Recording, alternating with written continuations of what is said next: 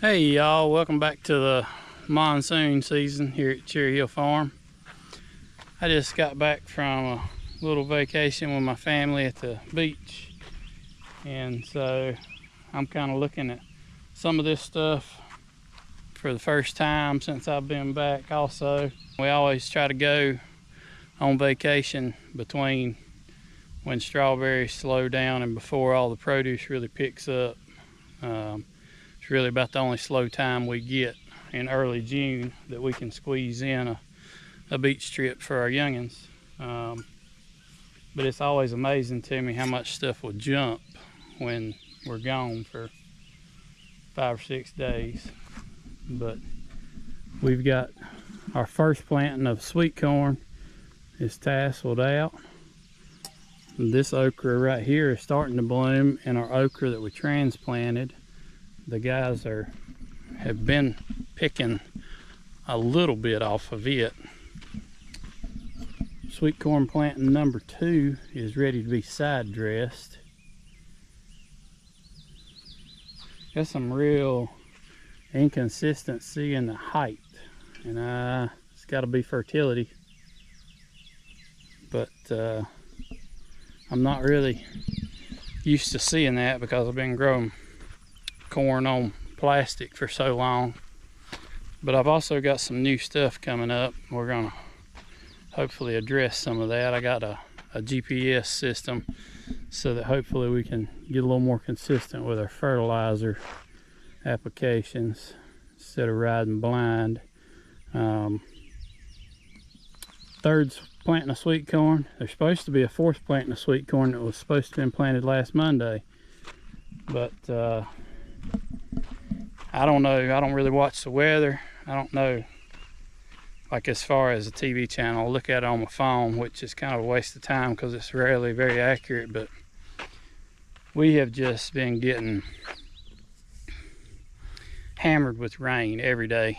I wanted to get, this was supposed to have been beans, peas, and sweet corn right before I left for the beach, and it's just been a mud hole since before I left, and it still is. I mean, this is pretty sandy land. It's fairly forgiving, but I mean, you just can't poke it in the mud.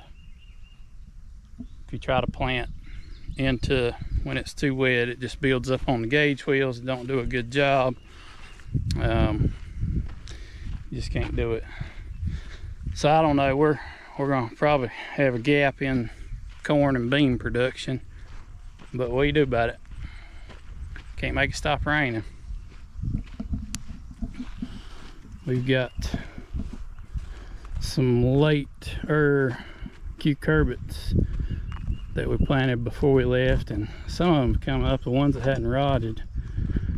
I think we've got some seed rotting in the ground. If you're not around here close to where you know how much it's actually rained, I don't know that we have ever, at least not since I've been farming, we've never had a spring this wet. I mean, it's just relentless, the rain. But cantaloupes and watermelons are looking pretty good. I've got, or I did have, I think I mentioned it in an earlier video, some thrip issues on my tomatoes. I believe I got those knocked in the head. I've not been able to find any thrips, which is a good thing.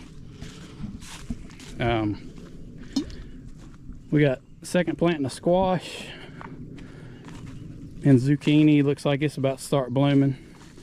Second planting of cucumbers, got 1 string on them. We're picking our first planting of cucumbers. They're plumb to the top of the sticks.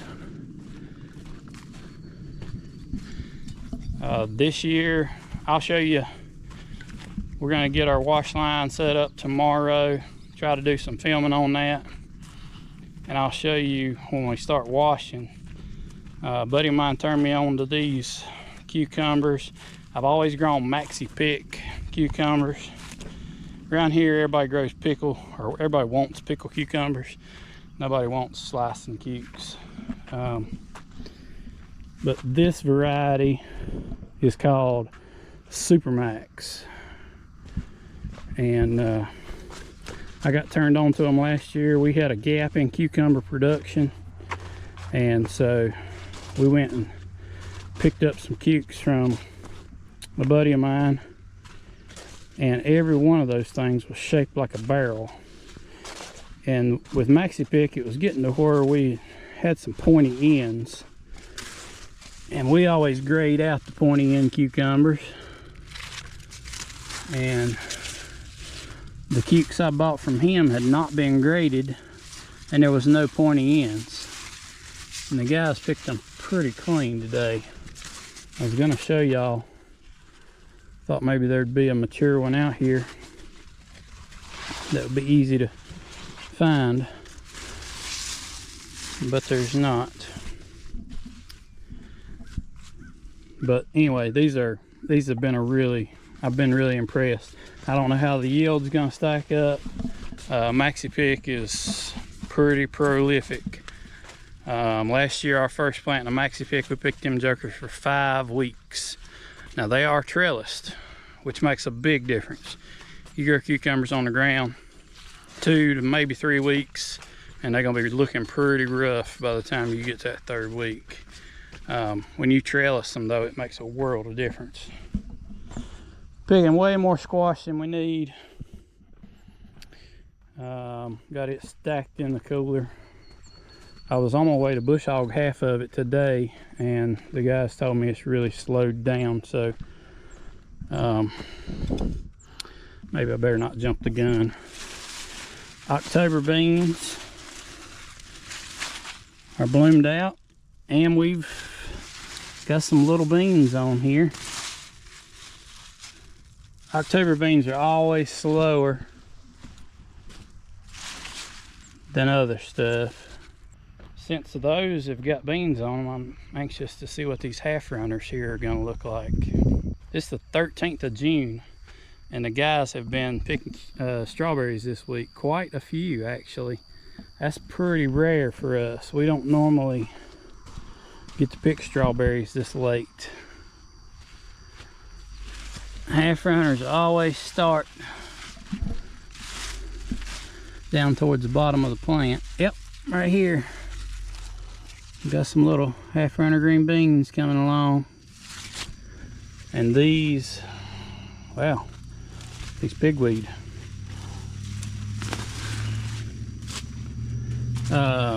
These are greasy beans. And I don't know what to expect out of these because I've never grown greasy beans before. Right here's one. I think they call them greasy because they have such a shiny look to them. Yep, we got some greasy beans coming along. And these are turkey crawl beans.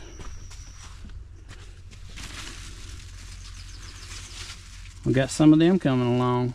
I can tell right now from the look of them, I know why heirloom beans are not many people grow them and why they're so much more expensive, because I can tell that that's not going to yield like these half runners over here. And last but not least, these are pink tips. Might have to call my buddy I got these seed from and ask him how to know when to pick these. Oh, these have got some bigger pods on them. They look like they need to be juiced. Maybe some magnesium and some potassium nitrate. Beans really enjoy magnesium sulfate. A buddy of mine that's been growing half runners longer than I have says he thinks that you get better results if you spray your Epsom salt on them instead of running it through the drip. I don't know. I usually just run it through the drip. But man, that is a pretty patch of pole beans though. And I don't know, I've mentioned it on the channel before, but I don't know if I have lately or not, but we come through these beans when they start sticking up like this. We'll come through and wrap them so that they keep growing, because if you let them come up and they flop over, then they're kind of done. As long as you can keep that vine growing, it's kind of like a tomato plant. Once the top of the tomato bends over, it's done making tomatoes on an indeterminate. Those, if you can keep them growing down the trellis, they'll keep making. Looks like we got some more rain on the way. That's what I was hoping for. The strawberries are plugging along. What we're still picking is Camino Real. I've got some Fronteras down here and they gave up a long time ago. Not been real impressed with the Fronteras. They're too big and they don't have any flavor. And I know it sounds kind of silly to say they're too big, but they're almost so big they look like a commercial berry, and they taste like one. They taste like a berry that's been shipped from Mexico, and that's not why our customers come to us. They want good strawberries. So we're gonna mark that one off the list, but these Camino Real, that's definitely on the list. Actually already ordered for next year. Camino Real and Camarosa. Tomatoes, we are starting to pick a few. You can see right here, in spite of the rain, we've actually got some decent looking tomatoes. Looks like these need to be run through tomorrow. We try to pick them when they're breaking color, because once they start breaking color, getting a little bit of color on the blossom end, you're not going to get any improved flavor from that point. It's just the quality of the fruit is only going down once they start breaking color. And we've got, I think I've already said this, but we got Primo Red, Red Deuce, and Red Morning in this block. This block over here on the other side, the really tall ones, is our heirlooms, Cherokee Purple and German Johnson. I think this is another row of Deuce right here. And then we get over to 2255. 2255 is a good solid tomato. I wish it had more foliage on it. I don't know. Maybe I need to look into whether or not we should be suckering those. We do, and maybe we shouldn't. But I just hate seeing these ground suckers sticking out in the rows. They only get worse as the season goes along. So that's, and I feel like you sacrifice some size when you don't sucker. Heirlooms, tomato spotted wilt on them. They're always first to go down. Our agronomist got a good saying. He told me the other day, we was talking about heirlooms. He said, heirlooms are for planting and spraying, not for picking and selling. Or maybe it was for spraying and dyeing, not for picking and selling. But either way, the point was you ain't gonna make no money off heirloom tomatoes. And he's about right. We used to grow a ton of heirloom tomatoes. We used to have a broker. It was pretty good to deal with, and they gave us top dollar for them. They went into grocery stores, but we have scaled back and scaled back. We got to where we was growing a section of them, and you can see now we're down to 300-foot rows. And next year I might cut out German Johnson and just do a couple rows of Cherokee Purple. Those German Johnsons are a pain in my neck. You can see the difference. I don't know why Cherokee Purple is so much more tolerant of everything, disease and insect pressure, but these are the Cherokee Purple. Treated completely the same all the way through the process. These are your German Johnsons. And you can look down through there and see all the ones that are already dead from tomato spotted wilt virus. So that's my 2 cents on the heirlooms.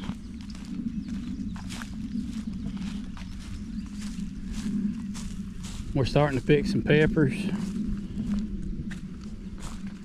The guys just picked them clean, so there probably ain't much out here to look at. Some tomato spotted wilt on them as well. They look pretty. Some jalapeno. No, that's not a jalapeno. That might be a serrano. I don't know what that is, honestly. Looks like a crossed up something or other. They brought in some cayennes a while ago that I didn't even know we had. I didn't realize we had any cayenne peppers. Oh my. I'm about to get wet. But we are fixing to be in the tomato business in a big way. Right here is our later planting of heirlooms. All I did right here was about 100 foot because I was so frustrated with that first planting over there. And then we planted, I can't remember the quantity, 1,500 to 2,000 for our middle tomato planting right down through here. And I was just counting sticks and realizing that we are probably going to run out of sticks before we get all the sticks in our late planting of tomatoes, which are in the greenhouse. So we'll have to see what we can do about that. Hopefully we'll have some beans that are finishing up that we can pull the sticks out of or something. But these are looking really good. They had been hardened off, given a pretty hard life in the greenhouse right before we set them out. But they have really rebounded and look really good and healthy now. We're fixing to get in the thick of everything, and I'm gonna try to get some good filming done. I do have one more thing that I'll show you before I wrap this thing up here. So I've actually got quite a few new things that I'm really excited to show y'all, but a little teaser. If it'll ever stop raining long enough, I went to an auction, and well, it was an online auction. I can go to it. I went and picked the stuff up, but I have got a brand spickety new to me monocellular 2-row planter. It's an NG Plus 2. It's not their latest model, but it came from a university and it has hardly been used at all. I mean, you can tell by looking at the drive tires, and I mean really everything about it. It's got some rust on it where it's set outside, and it needs some pieces. I got my seed box lids on order, and I got my pumpkin plates on order, but it's complete with the Yetter row cleaners and coulters. I've got some brand new double disc openers for it. I'm gonna make this thing brand new. I'm hoping it's not too heavy for the back of my Kubota. Really excited about sitting in the air conditioning planting pumpkins this year. I also bought a strip till rig that I'll be showing you here pretty soon. I'm really excited about that as well. It's a KMC rip strip, and it's set up to match this planter. So I don't know if I'm gonna rip all my pumpkin land, but I think there's probably some really good benefits to strip tilling for pumpkins. But I don't know that I'm gonna do it all, and I don't know that my Kubota will pick up that strip till rig or pull it, because those two rippers depending on how deep I try to pull them. But anyway, some good content coming. It's just gonna have to let up raining a little bit. But I am back here to film, even if it is soppy wet and we can't do much. I'm gonna try to get back to my 2 videos a week. So I appreciate y'all watching, and I will see y'all next time. Hopefully we'll be doing some different stuff.